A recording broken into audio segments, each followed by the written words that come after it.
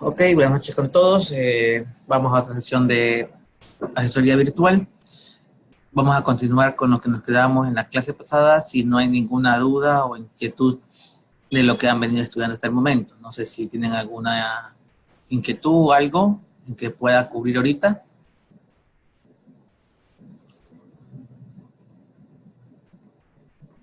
No tenemos, puede avanzar. Ok, para la de Franklin no. René, si tienes alguna, la escribes. Ok, continuamos.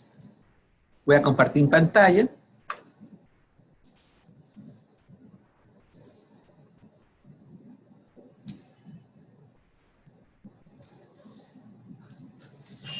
La clase pasada estuvimos viendo ya entrando a tiempo. Hicimos también algunos ejercicios ya de red en la presencial. Vamos a revisar los dos últimos procesos de tiempo para entrar ya una vez a costos. Por un lado tenemos lo último que vimos, estimación de la duración, donde vimos algunas herramientas para la estimación. Principalmente análoga, tres valores, paramétricas que nos permiten tratar de aterrizar la estimación más cercana a lo real, basado en cierta información previa que uno pueda obtener.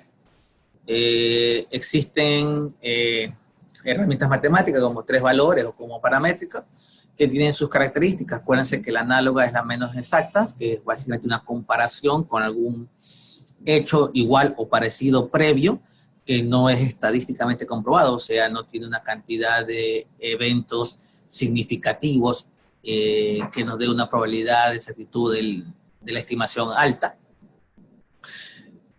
Y es de la que en 80% en las integraciones o en los cronogramas se utiliza. Básicamente, si yo quiero saber cuánto se demora en cambiar una llanta, recuerdo cuánto yo me he tomado en cambiar una llanta previamente y tomo una estimación muy cercana o relacionada a esa experiencia. Obviamente no es estadísticamente comprobada, dado que no tiene la cantidad de hechos que me lo permita, pero es una referencia al final, ¿no? Pero es la menos inexacta. Las paramétricas están hechos por temas matemáticos, por modelos matemáticos. Para obtener un modelo matemático hay que recordar que debe cumplir ciertas características estadísticas, cierta cantidad de datos con respecto a la posible población que permite indicar que esa cantidad de datos me permita dar una estimación adecuada. Por lo tanto, cuando hablamos de paramétrica, hablamos de modelado, de modelo de estimación.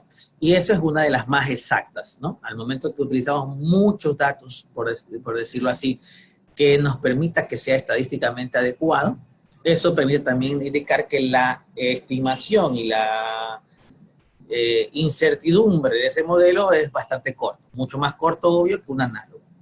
La estimación tres valores es un intermedio en tema de la estimación porque básicamente usa tres valores específicos, no es uno, sino tres, y normalmente esos tres valores se consultan a tres expertos, ¿no? Ya sabemos que experta es aquella que ha hecho la actividad varias veces repetitivamente, que es su día a día prácticamente, y eso nos permite tener una mejor estimación que si fuera una análoga pura.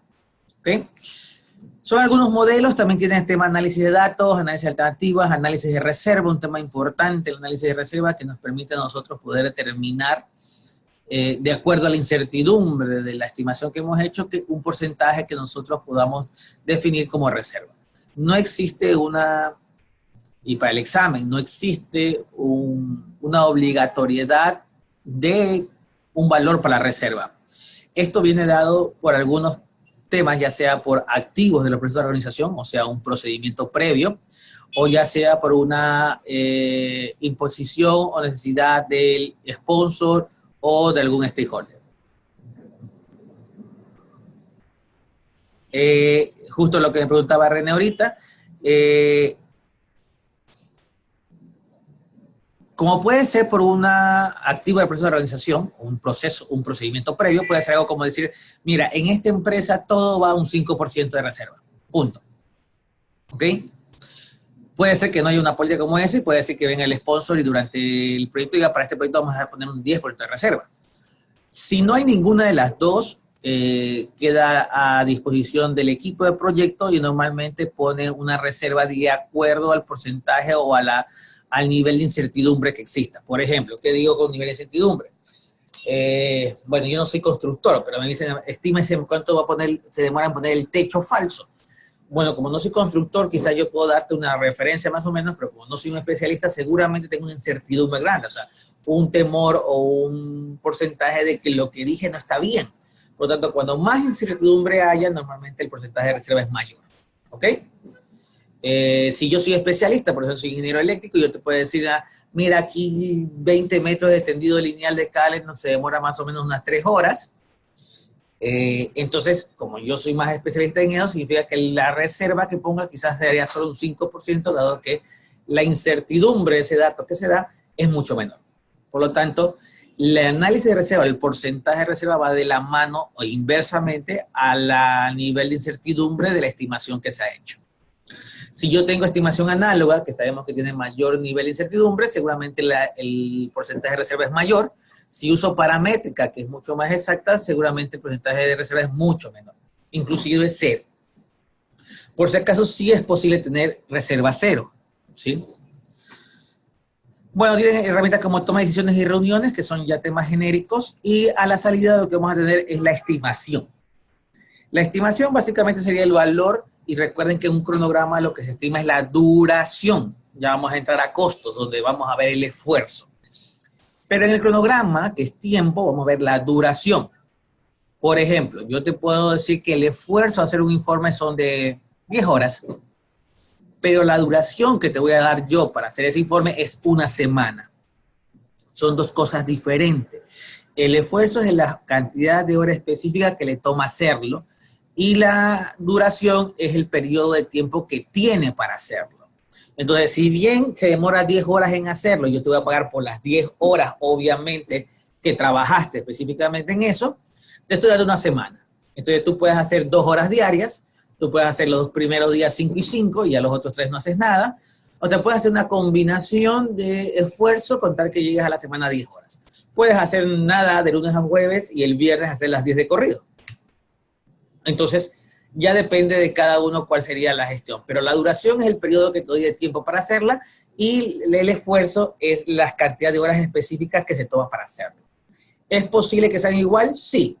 Pensemos que el informe tiene una estimación de esfuerzo de 8 horas y te puedo decir que para la duración para hacer eso tienes un día. Entonces, sí es posible que la duración y el esfuerzo sean igual, aunque no es una ley o una orden. Puede ser que sean diferentes. Puede ser que tenga una semana, aunque el esfuerzo sea solamente de 10 días, 10 horas. Lo que sí no es posible, o no debería ser posible, es que el esfuerzo sea, por ejemplo, 30 horas y te doy un día. El esfuerzo para hacer una actividad es de 30 horas y te doy un día. ¿Eso es posible?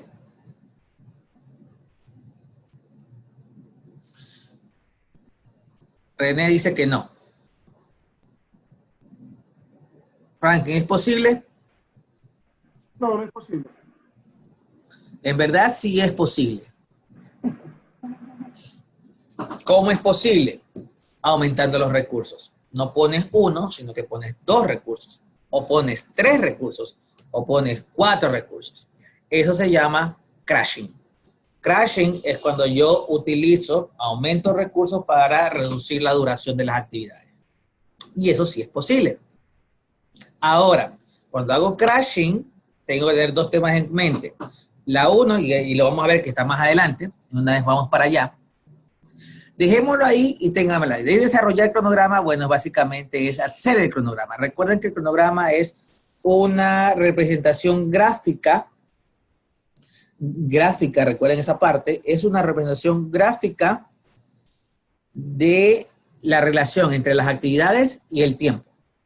Eso es el tema de cronograma. Recuerden que yo puedo tener una lista de actividades con tiempo, así, y lo puedo controlar de ahí sin ningún problema. Pero el cronograma es la representación gráfica. ya sea en Excel, ya sea en herramienta PowerPoint, ya sea en cualquiera, ¿no? No hay un valor específico con respecto a o una herramienta específica que puede decir solo ese puede hacer cronograma. Puede hacer cronograma hasta a mano, pero para que sea un cronograma es una representación gráfica de la relación entre actividad y tiempo. Y por lo tanto, el siguiente punto es realizar el cronograma y jalamos toda la información que se hizo anteriormente, el listado de actividades, los recursos, los tiempos, los hitos, y básicamente lo que se hace aquí en el cronograma es desarrollar, ¿no? Análisis de red de cronograma, método de ruta crítica, optimización de recursos, análisis de datos, adelantos y retrasos, compresiones, sistema de información, planificación ágil.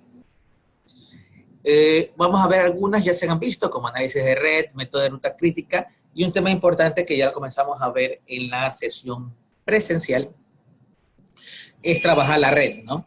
Lo que vamos a ver en la siguiente sesión presencial, que si más no me equivoco es este sábado, es ya irnos ahora con temas numéricos y identificar cuál es la ruta crítica, cómo obtener las holguras, cómo tener las holguras flotantes, las holguras totales, y determinar básicamente esas situaciones que lo vamos a hacer ejercicio. Por si acaso, el tema de holguras sí es algo que se lo maneja mucho en el examen, ¿sí? Entonces, tomen en cuenta que en este tema de tiempo sí hay ejercicios prácticos y numéricos en el examen, ¿sí? Entonces, el cronograma básicamente sería la ejecución de eso. Lo que sale de aquí es básicamente la línea base del cronograma.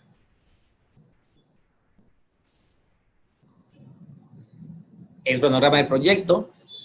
¿Cuándo digo que el cronograma ya es una línea base, por cierto? Pregunta de examen.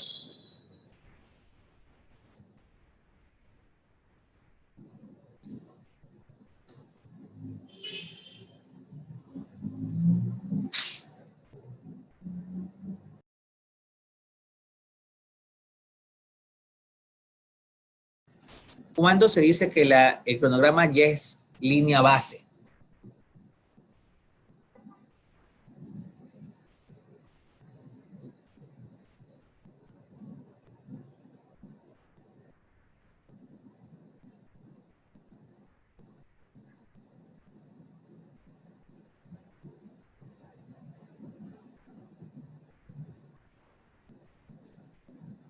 ¿Cuáles son los 3 elementos de la línea base, Franklin?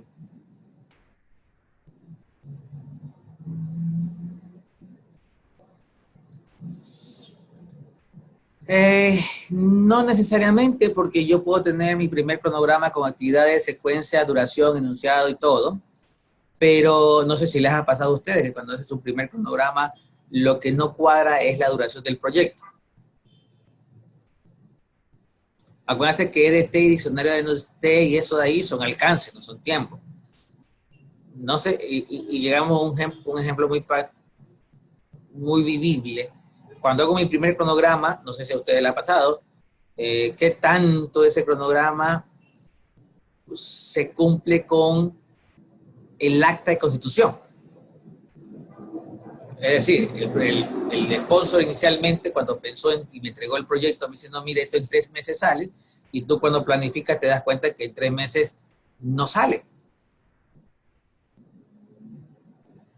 Entonces, el primer cronograma o el cronograma que uno utiliza o el que desarrolla, normalmente el primero no es la línea base. Independiente de cuál sea, o sea, independiente de cuántas versiones haga, no tanto que no estimó bien la duración, puede ser que se haya estimado bien la duración en el proyecto, en la planificación, quizás no se estimó bien durante la parte del plan de negocio. Pero más allá de eso, es el tema de que la línea base del cronograma se la determina así cuando el sponsor lo apruebe. ¿Sí? O sea, para que alguien pueda determinar cualquier línea base, dice, esta es mi línea base. Y recuerden que una línea base es como una foto, es la planificación que uno lo determina que ya está lista para comenzar el proceso de seguimiento y control. Pero para indicar que es línea base, vuelvo y repito, cualquiera, de alcance, de tiempo, de costo, cualquiera, esa información debe ser previamente aprobada por el sponsor. No diga el sponsor, sí estoy de acuerdo con esos tiempos. Si haya cuadrado con la acta de ejecución, está bien. Y si no cuadró, seguramente hay un control de cambio, donde el sponsor dice, sí, en verdad yo te dije 3 meses, pero revisando eso debe ser en 6.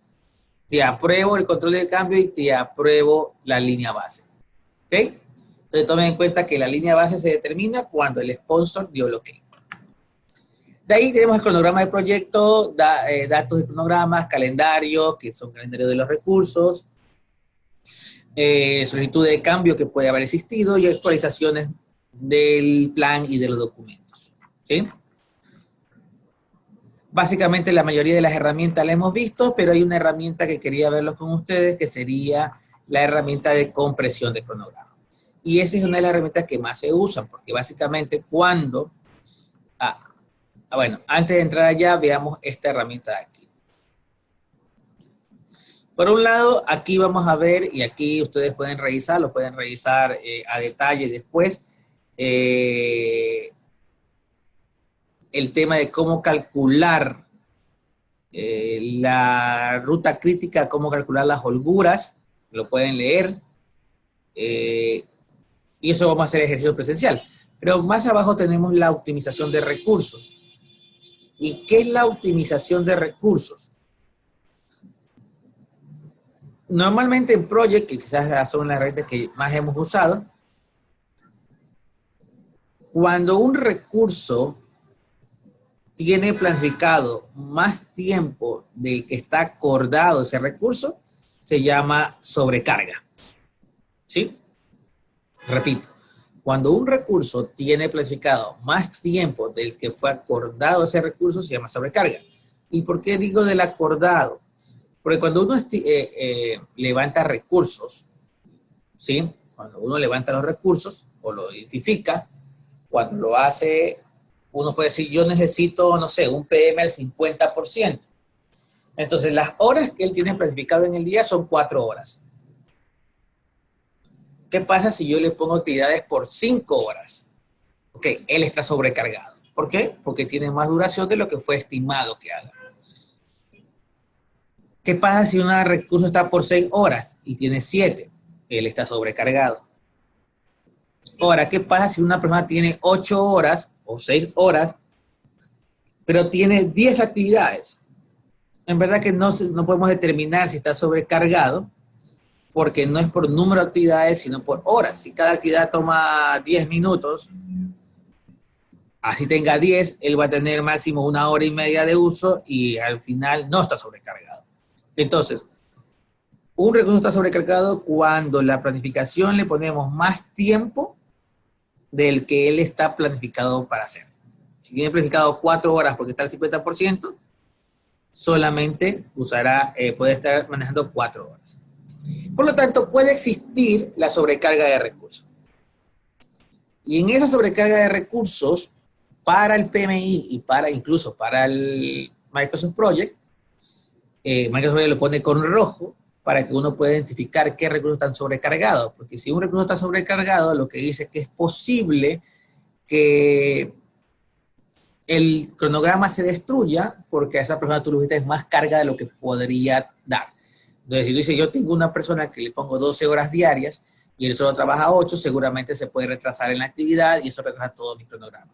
Para eso hay 2 cosas, la nivelación de recursos y la estabilización de recursos. ¿Sí?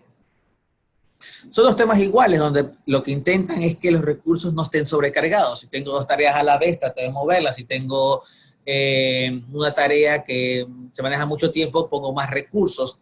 Y lo que trato es buscar mecanismos para que todos estén dentro de las 8 horas. Entonces, eso básicamente es la optimización de recursos. Ahora, la diferencia entre nivelación y estabilización es básicamente que en uno tengo que evitar afectar a la ruta crítica y en el otro no. ¿Sí?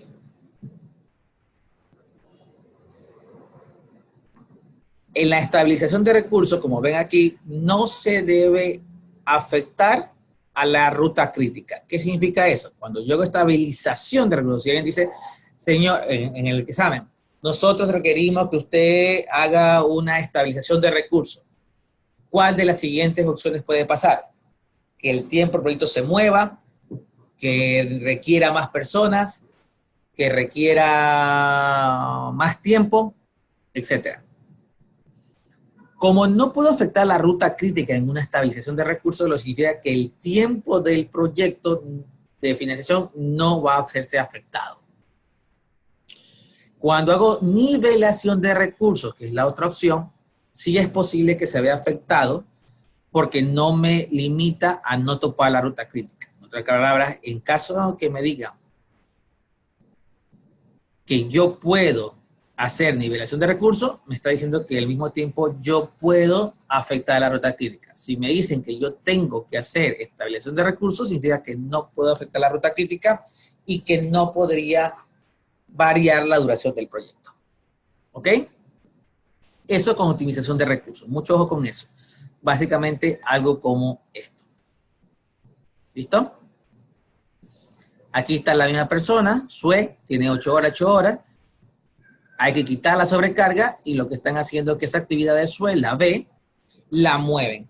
Pero al momento que yo estoy moviendo esa tarea, como ven, la tarea C también se mueve. Aquí, ¿qué estoy haciendo? ¿Nivelación o estabilización de recursos? En este ejemplo de aquí.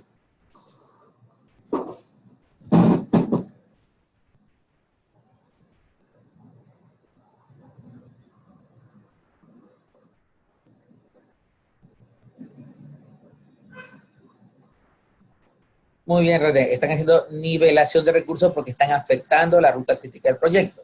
¿Qué hubiesen hecho ustedes si les piden estabilización de recursos?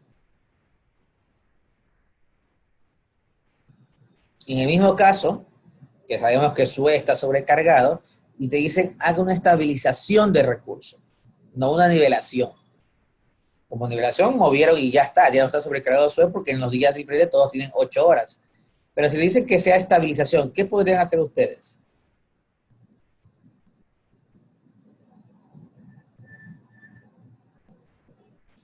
En estabilización no se mueve el tiempo, claro, porque no debo afectar la ruta crítica. Pero ¿qué haríamos entonces para quitar la sobrecarga de SUE?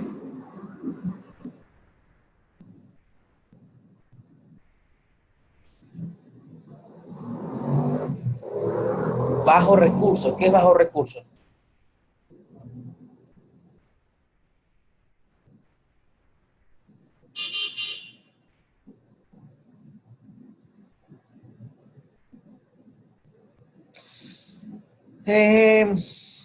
Lo que me indica, según lo que entiendo, es que a SUE le van a poner 4 horas en el uno y 4 horas en el otro. Ya, pero la estimación, entiendo de esto, para que se termine son 16 horas. Si yo hago eso, significa que no lograría que termine la actividad. Y me tocaría ponerle 2 días más.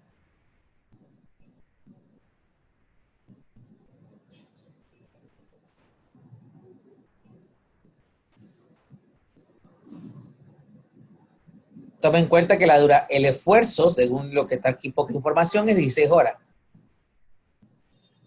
Sí, pero tú estabilizas recursos, René, pero no aseguras que lo pueda terminar, porque si antes SUE tenía 16 horas para hacerlo, ahora le estás bajando que haga solo en 8, porque le estás poniendo 4 y 4.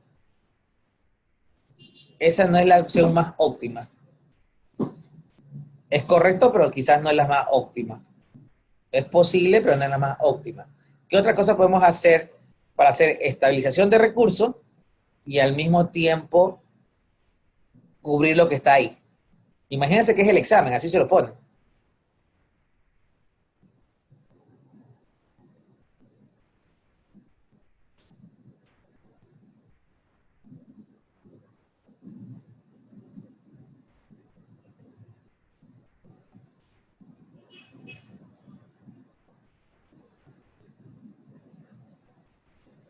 ¿Qué otra cosa se les ocurriría hacer para hacer estabilización de recursos considerando las horas que están ahí?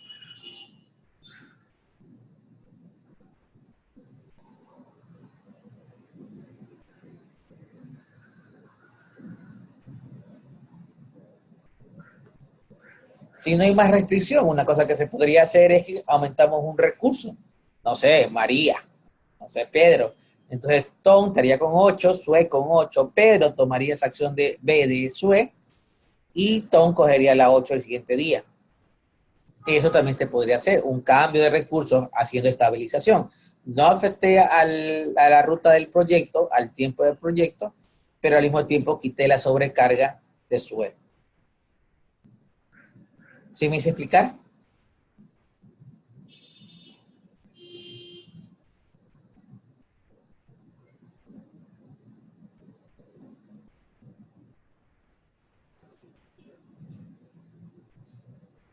¿Sí quedó claro?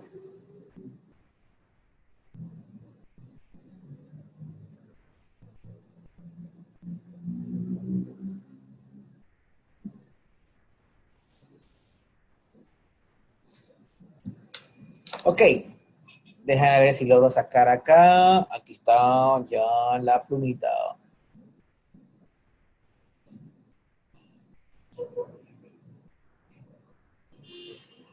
Tenemos dos opciones siempre, que es nivelación de recursos y estabilización de recursos. Ya lo tenemos claro eso ahí, así que sabemos cómo podríamos trabajar ese tema. Ahora,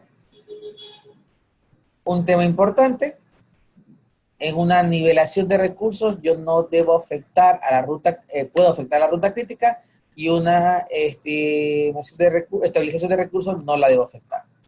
Entonces, si lo que necesitamos aquí es una nivelación de recursos, básicamente se hace lo que está aquí, en esta figura.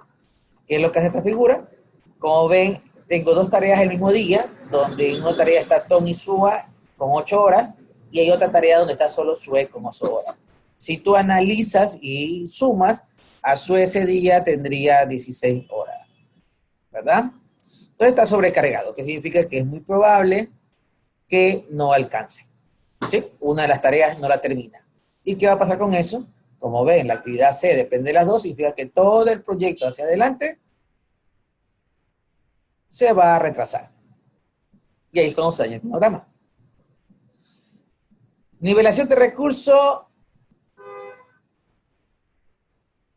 Nivelación de recursos, básicamente lo que hicieron, mira, hagamos lo siguiente. El primer día hagan la actividad A, el segundo día hagan la actividad B y el tercer día hacemos la actividad C. Desde el punto de vista del proyecto, es posible esto, pero lo que pasó es que se alargó el proyecto. Antes era de 2 días y ahora es de 3 días. Esto es posible, sí, pero se llama nivelación de recursos. Ahora, es posible que alguien le diga, ¿sabes qué? Hágame no nivelación de recursos, sino haga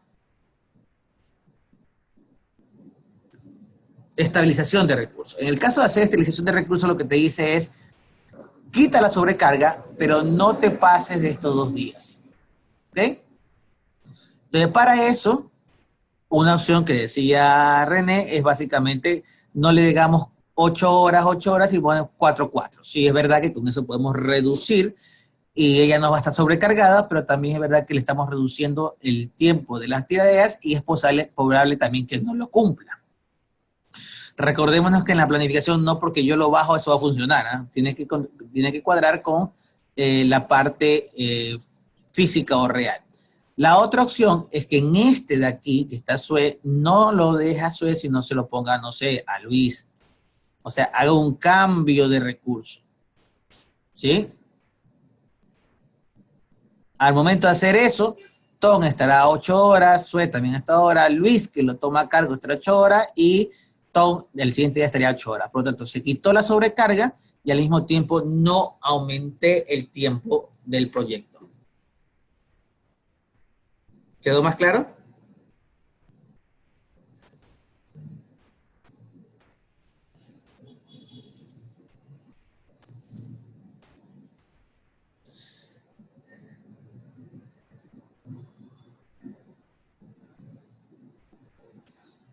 Perfecto. Con eso ya vimos nivelación y estimación de recursos. Un tema importante, por favor, cuando uno hace este tema de reemplazar a la persona, tiene que tomar en cuenta algo ya en la vida práctica. Que si bien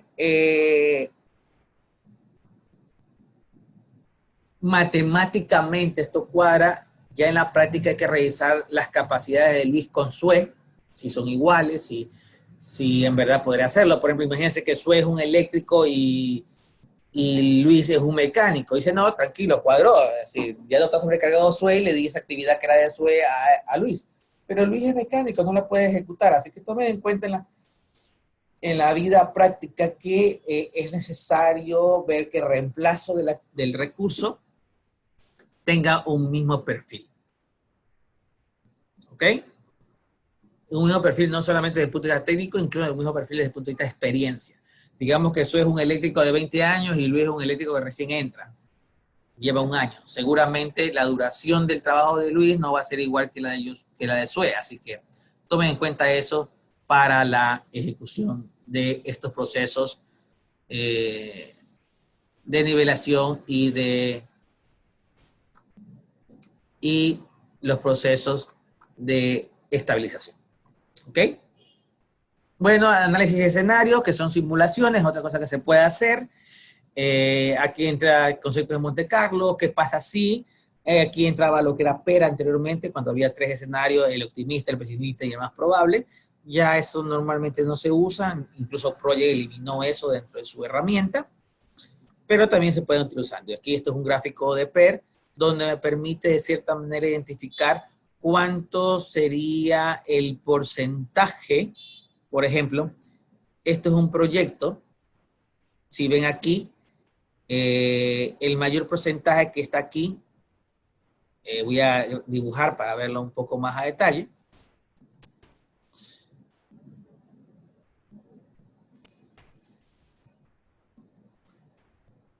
El mayor porcentaje que ustedes ven aquí, me dice que hay un 87% de probabilidad que el proyecto termine, disculpe la raya que no cuadra, el 16 de mayo más o menos. Si alguien dice, oye, ¿cuánta es la probabilidad que el proyecto termine, por ejemplo, acá, el 10 de mayo? Quiero retroceder. ¿Cuánta es la probabilidad? Bueno, yo voy aquí y veo, y me voy para acá, disculpen otra vez la raya, más o menos un 10% tengo de probabilidad de hacerlo al 10.05. ¿Cuál es la probabilidad de que el proyecto termine el 25? Voy por aquí, subo, más o menos aquí, otra vez disculpen, y aquí está más o menos 52%. Este es una gráfica de distribución probabilística, y esto es simulación Monte Carlo. Entonces, básicamente lo que hace simulación Monte Carlo es mover variables de acuerdo a cierta información que se ingresa en las teorías de la gruta crítica y te hace una simulación de varios escenarios y al final te da esta gráfica. Y lo que te quiere decir esta gráfica es las fechas probables de terminación del proyecto y cuánta es la probabilidad de que eso ocurra. ¿Sí? ¿Para qué sirve esto?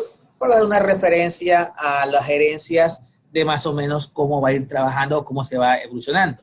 Tomen en cuenta que cuando se actualiza el cronograma, también se comienza a actualizar estos gráficos, ¿no? Si yo no cumplo el plan, obviamente, y se mueve algo, estos gráficos se mueven y ya la probabilidad de que yo termine el 15, que era el 87%, quizás cambie, más o menos, no, eso ya depende.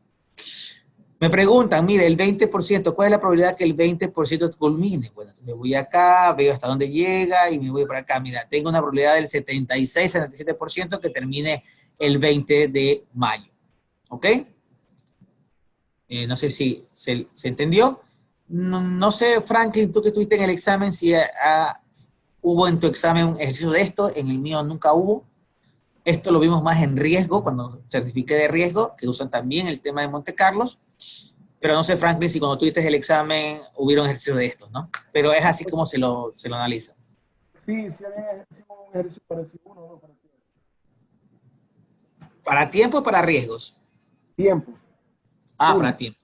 Uno. Bueno, así se lo maneja y básicamente lo que te preguntan, no sé, Franklin, que te preguntaron el tuyo, pero muchas veces lo que preguntan es o cuánto es la probabilidad de que llegue a una fecha o cuál sería la fecha aproximada para que llegue a cierta probabilidad de exactitud, ¿no? Aquí también se maneja el concepto de Six Sigma, donde dice que las dentro de los 3 sigma, tengo el 80% de mi data, por lo tanto tengo la mayor cantidad de probabilidad dentro de ese periodo, ¿no? ¿Qué te preguntaron sobre ese ejercicio, Franklin? ¿Te acuerdas? Algo parecido a lo que tú explicabas hace un momento. Más o menos esa es la pregunta. Perfecto. Bueno, sí, la mayoría de las veces en estos casos son así, no te piden hacerlo porque obviamente esto se hace con ciertas herramientas específicas de simulación, pero te presentan la herramienta y te preguntan sobre los porcentajes. Adelanto y retraso ya lo vimos, y compresión de cronogramas tenemos aquí el otro concepto. La intensificación y la ejecución rápida. En inglés, si más no me equivoco, este es crashing y el otro es fast tracking, ¿sí? La intensificación, como ven aquí, esta es acá, es que este es el tiempo normal del proyecto como lo tenía originalmente, y me dice, ¿sabes qué, José Luis? ¿Sabes qué, muchachos? Ese tiempo está muy largo, necesitamos comprimirlo, necesitamos reducirlo. Entonces, si tú haces intensificación, básicamente aumento recursos, y al momento de aumentar recursos, lo que va a pasar es que la duración del proyecto va a disminuir.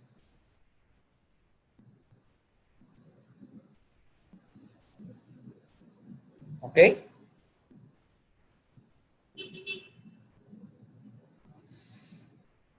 El tema en esto, cuando yo aumento recursos, seguramente aumento el costo del proyecto.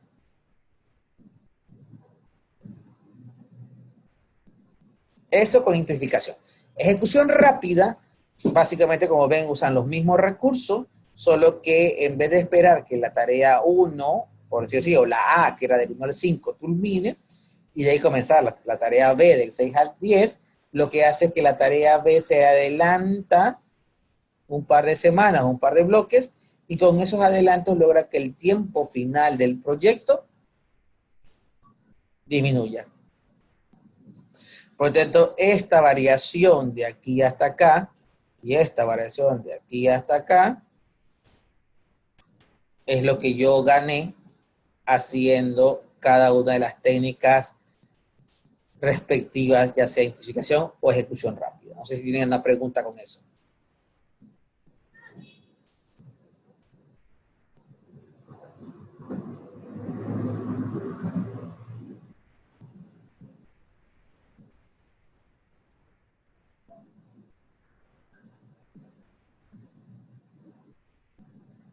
¿Alguna pregunta?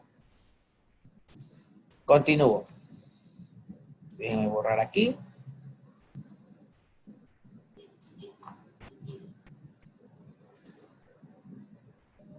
La ejecución rápida eleva el riesgo. Sí, claro, René. Básicamente, cuando yo, por ejemplo, imagínense que la primera actividad me invento, desarrollar planos, y la segunda actividad es ejecutarlo. ¿Qué pasa si yo no dejo que los planos estén completamente terminados? Entonces lo que puede pasar es que mientras esté ejecutando aquí, entre la semana 4 y 5, alguien dice, es cierto, hay un error, tuve que corregir, y lo que ya hice puede ser que lo pierda. Entonces se eleva el riesgo de retrabajo, ¿sí? Principalmente.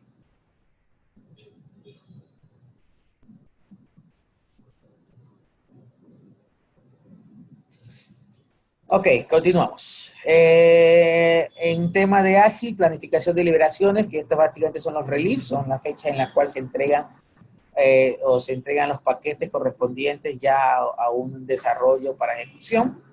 Y esto es básicamente iteraciones, donde las iteraciones después se van a pasar a reliefs específicos, y esto hablando de conceptos de liberaciones ágiles. ¿Okay? Como ven, acá no hay cronograma, en tema ágil no existe el cronograma. Existe más bien un backlog y un desarrollo de acuerdo a valor, ¿sí? Desarrollar cronograma, ya lo vimos, y la salida básicamente del cronograma, ya sea por tema de hitos o por resumen, que serían las sumarias, o el cronograma general. Ya las vistas, cada uno va a indicar cuál es la que quiere. El otro tema es controlar cronograma. Básicamente, no se olviden que en el tema de controlar es monitorear los avances y tener los indicadores de desempeño, que son las salidas de este tema, la información de desempeño de trabajo, porcentaje de avance, índice de avance, cambio de la ruta crítica, etcétera. Eso sería básicamente lo que es controlar el cronograma. Ya ahí depende de la herramienta, hay indicadores específicos y uno durante este manejo del cronograma se puede identificar cómo voy y también se puede pronosticar cómo voy a terminar. Ya sea usando herramientas como Monte Carlo o ya sea usando herramientas como valor ganado, que también me permite a mí calcular valores de cierre del proyecto, ya sea en costo o en tiempo. ¿Sí?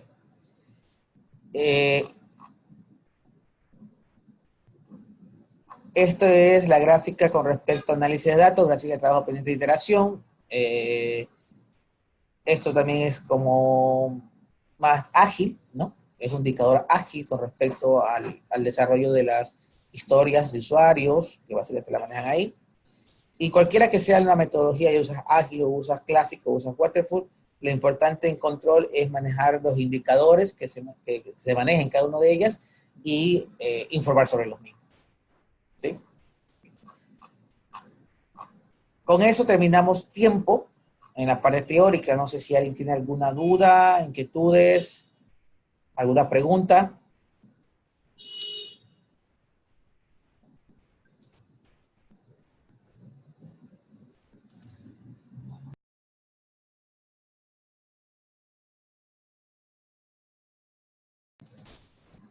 No.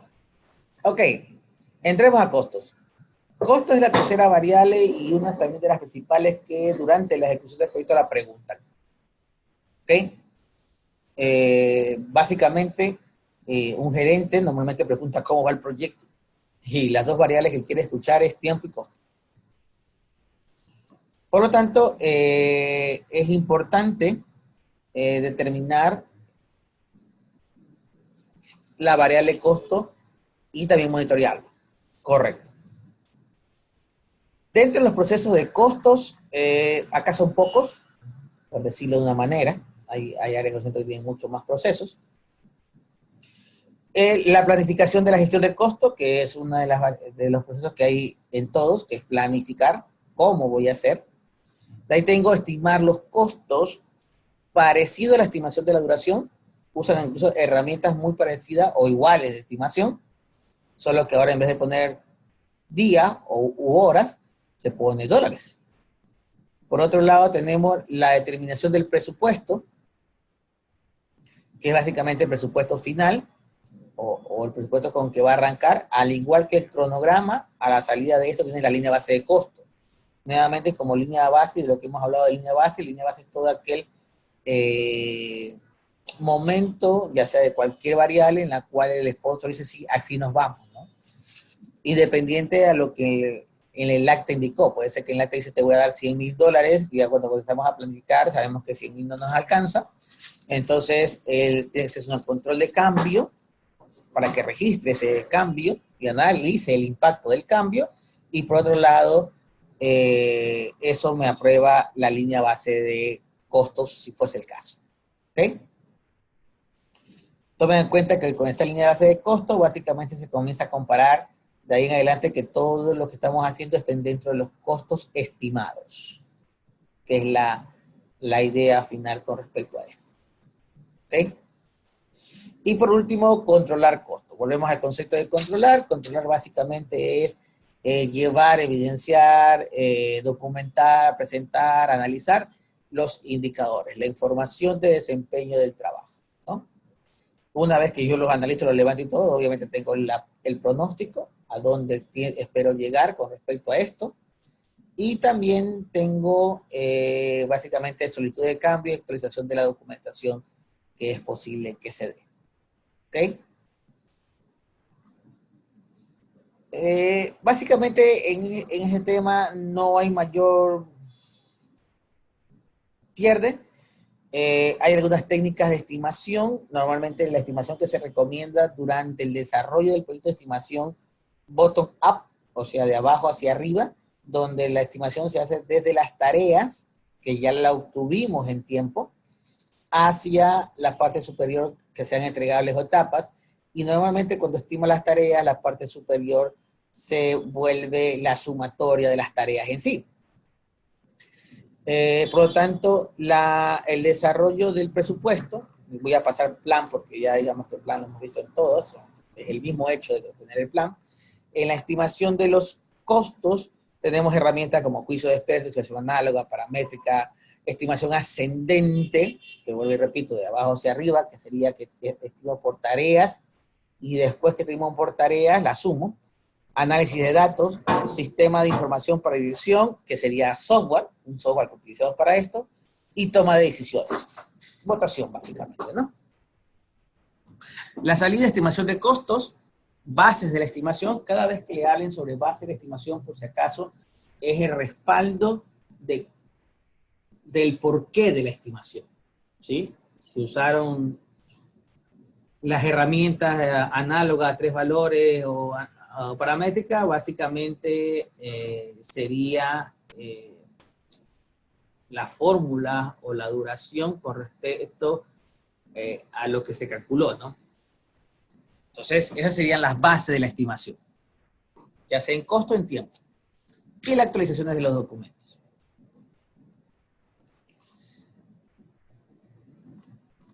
La estimación, para estimar también el costo de cada tarea, tomen en cuenta que hay que atraer los recursos para saber qué recursos van a ir. No es lo mismo que decir que cuánto cuesta si uso un auto o que si uso 5 autos, por decir algo. Los costos van a cambiar, ¿no? Aquí, como ven, está otra vez 3 valores. Aquí sí están las 2 fórmulas, la distribución triangular y la distribución beta. Normalmente, si en el examen no dice nada, en la mayoría de los casos son estimación beta, donde tienes que usar la fórmula de abajo, igual en tiempo. Y la estimación triangular se usa cuando la cantidad de datos de esa información son pocas. Entonces, cuando la cantidad de datos es poca, normalmente se usa la fórmula triangular. Puede decir que use estimación o fórmula triangular, o puede decir en el texto algo como lo que le decía, se cuenta con muy pocos datos con respecto a esta información, se han obtenido 3 datos finales, por lo tanto, que usar una técnica de 3 valores, ¿qué fórmula utilizar? Tienen que utilizar la fórmula triangular porque les indica que fue obtenido con pocos datos, ¿sí? Tomen en cuenta eso.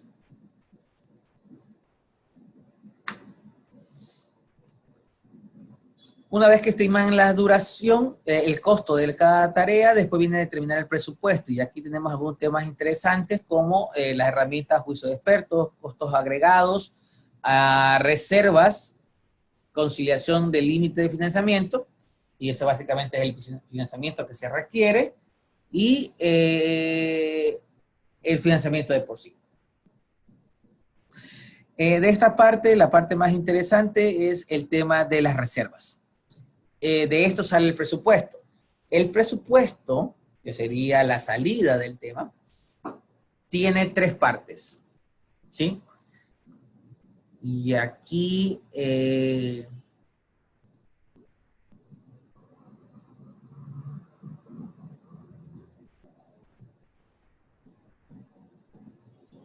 listo.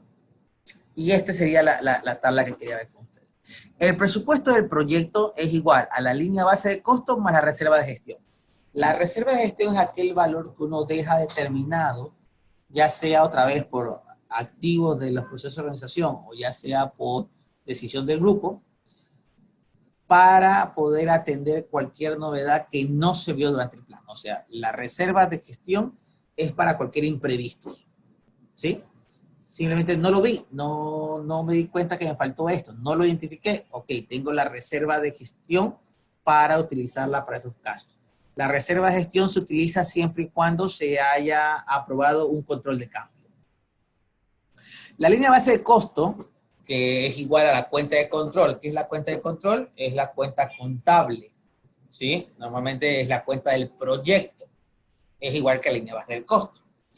Y la cuenta o la línea base de costo es igual a la estimación de los costos de los paquetes de trabajo más la reserva de contingencia, ¿sí?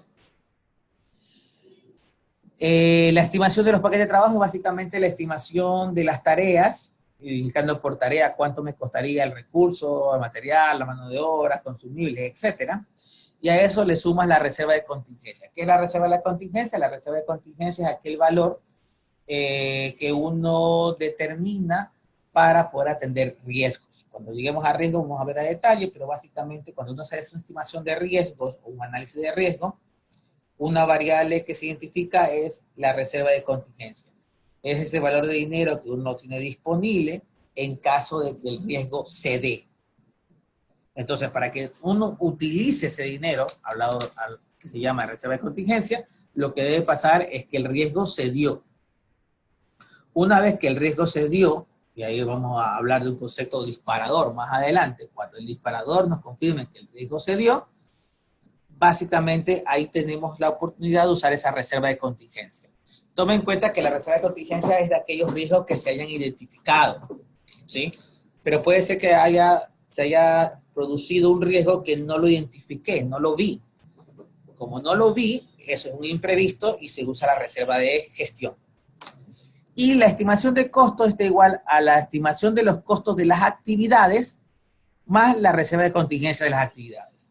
Uno puede determinar reserva de contingencia por actividad, si así lo requiere, o una reserva de contingencia general. Tomen en cuenta que las reservas, si bien están ahí como parte del control de costos o parte del costeo, las reservas, uno también tiene potestad de decir que la reserva es cero. ¿Sí? Tiene potestad de decir que la reserva es cero.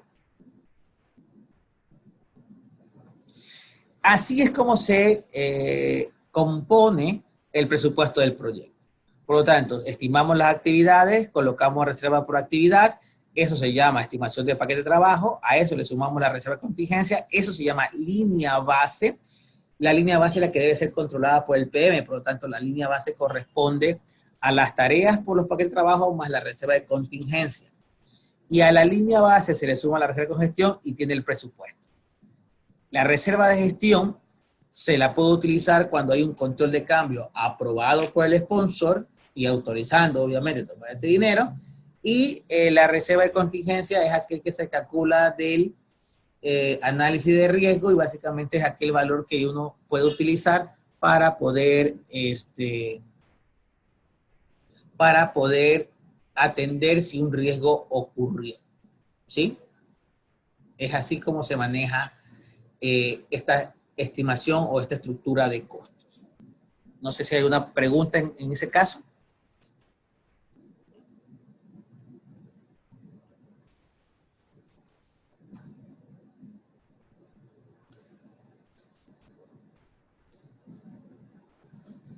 Ok, si no hay pregunta, la siguiente parte, que es básicamente control, un tema que aquí maneja mucho el tema de control, es valor ganado. Donde tenemos algunas variables o algunos temas como valor clasificado, valor ganado y valor real. ¿Puede existir reserva de gestión y contingencia a la vez? Sí, René, puede existir reserva de gestión y reserva de contingencia a la vez. Desde el punto de vista matemático, puede existir diferentes reservas, puede existir las dos a la vez, pueden ser las dos altas. Ya en la vida práctica, lo que pueda pasar es que si yo pongo reservas muy altas, básicamente lo que va a pasar si fuéramos contratistas o si estamos queriendo ganar un negocio, es probable que la competencia no use reservas tan altas y nos ganen por precio. ¿Sí? Y cuando hablo de reservas, hablo también de reservas de tiempo, ¿no? El mismo concepto, porque ya también hay reservas. Por lo tanto, no existe un valor específico de reserva que debe existir. O sea, que digan, no, tiene que dejar ustedes siempre 10%. No, no existe. O siempre debe dejar, tampoco existe.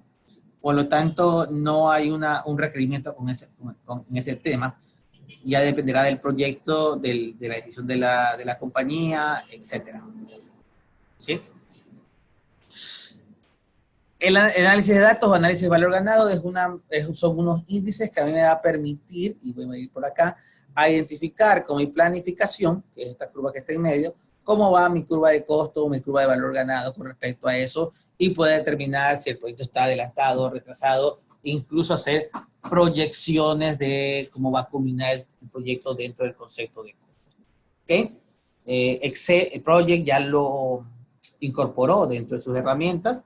Obviamente, cuando vayamos a detalles, vamos a ver que si bien Project lo puede hacer para poder darnos la información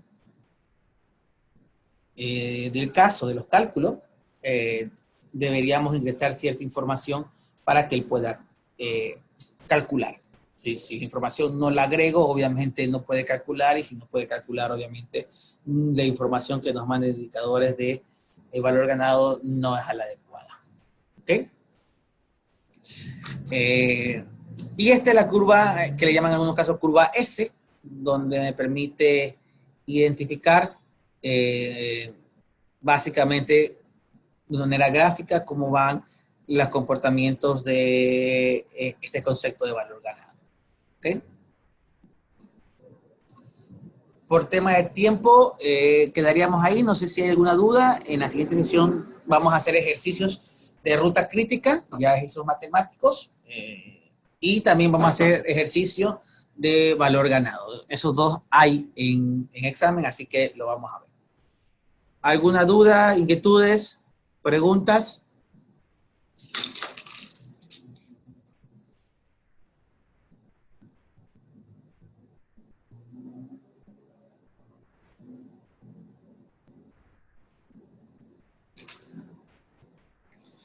Sí, la próxima sesión presencial son de 3 horas, así que esperamos poder cumplir en esas 3 horas todos los ejercicios que queremos trabajar, ¿no?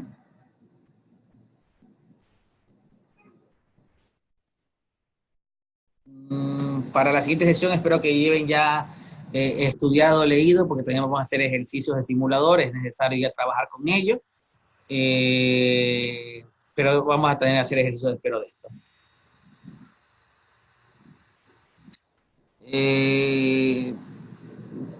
Creo que este sábado tenemos sesión, si más no me equivoco. Ya, entiendo. Ya.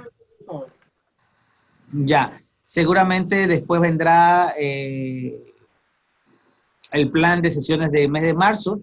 Recuerden que las sesiones no tienen un contenido específico, aunque vamos en un orden de estudio, pero si alguien tiene una duda, inquietud, se las cubre también en la sesión. Entonces, esperemos que para los que no puedan ir y tienen alguna duda, seguramente en la siguiente sesión lo podemos igual conversar. Pero este sábado creo que nos toca ya ver tiempo y costo. No nos podemos retrasar más. Recuerden que la primera vuelta del estudio, como quedamos, debería hacerse en 2 meses, en los 2 primeros meses, y estamos ya culminando el periodo del caso, así que necesitamos ya ir terminando la primera vuelta. ¿Alguna duda, inquietud adicional?